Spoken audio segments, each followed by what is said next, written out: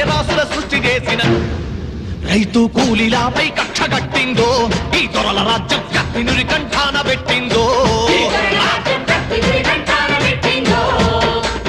రాజ్యహింస పెరుగుతున్నాదో పేదోళ్ల నెత్తురు ఏరులయ్యి పారుతున్నాదో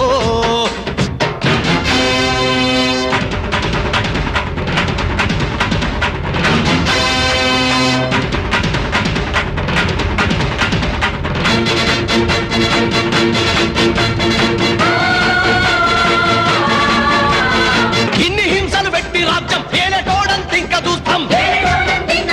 చెమట తీయని ఊరి దొరలను చేల కడుగు పెట్టనీయం